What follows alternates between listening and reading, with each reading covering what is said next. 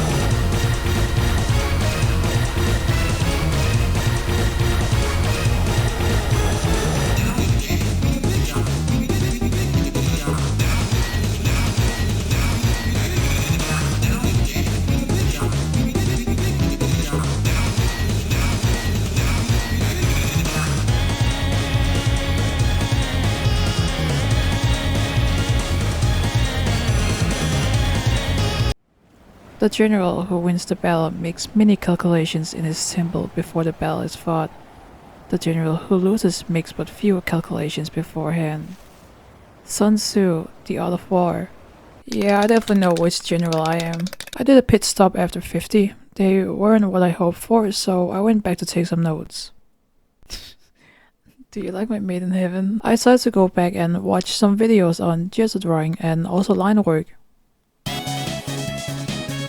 Here's some tips to keep in mind. I've sort of cherry-picked these by the way, cause I thought these were the most important or impactful ones. Gesture drawings are meant to capture the flow and movement. Gesture drawings are meant to capture the entire pose.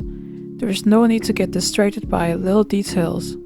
Line of action. Just draw one line that goes the same direction as whatever pose you're drawing, to sort of get a feel of the pose itself. Try to have a system or sort of like a plan. Procol likes starting with the head since it's often the focal point in a lot of works. Humans likes faces by the way, it's why you often see it in the thumbnail. Procol then continues with the spine, then the main weight, basically what is carrying most of the body weight, like a leg, then the support, whatever supports the main weight, maybe a second leg, and then they finish off with the arms. You don't need to follow a specific order like this. Some people like to start with the spine or even the main weight. I'll probably stick with this one though. Lines that are asymmetrical are often a lot more interesting to look at. It makes it look more dynamic and it gives the pose some movement. Contrapposto.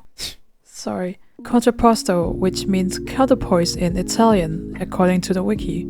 I bet a lot of you has seen this tip before. Your pose is too stiff. Make your shoulders and pelvis crossed. Now it looks more dynamic. Subscribe and like for more tips. Contrapposto is the reason that could cause them to tilt and cross naturally. If something causes your pelvis to tilt, for example standing on one leg, the upper body will tilt in the other direction in order to counter the weight.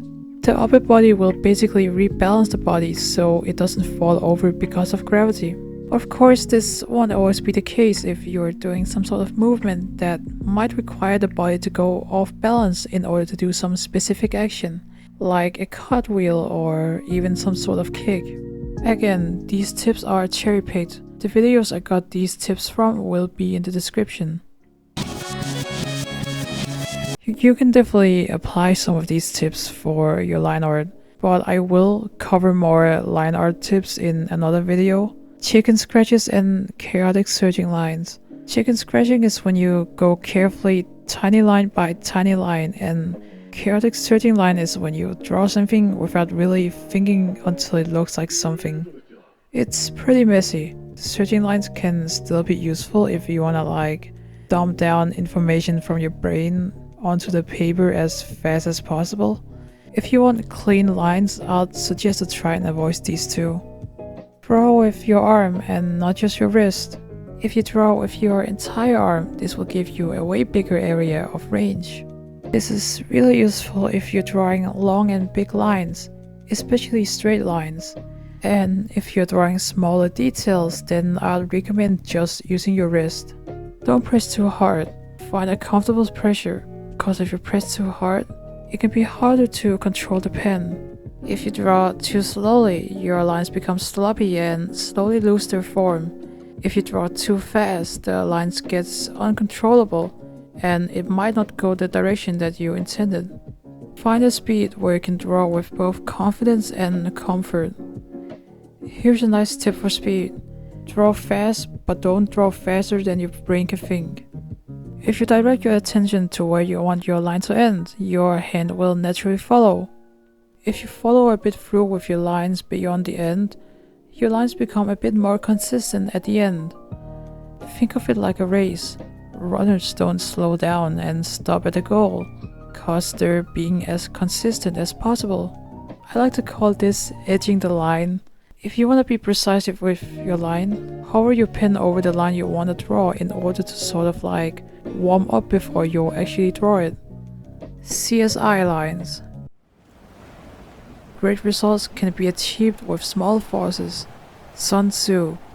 Stick to simpler lines. C-shaped lines, S-shaped lines, and straight lines. CSI. Making a clean line with multiple curves is definitely possible, but it's not that easy.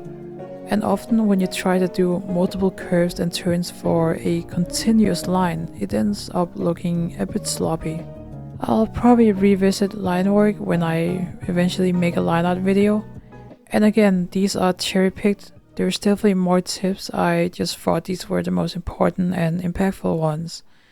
After noting down the tips, I continued doing 50 more gesture drawings, and there was certainly improvement. Look at the last few gesture drawings compared to the first one. The Garo pose is probably the coolest one I did. Gesture drawing was pretty stressful, but it was also pretty fun. It's not just a warm-up, you can also apply it into your artwork by doing a gesture drawing or a line of action, and then construct around that line of action. Alright, that's it. Thanks for watching, everyone. My voice is fucking dying. So my gesture drawing and line work video was actually supposed to be one video together with my head construction video. But I didn't think that gesture drawing and line work would actually fill this much. Alright, anyways, see you all next time.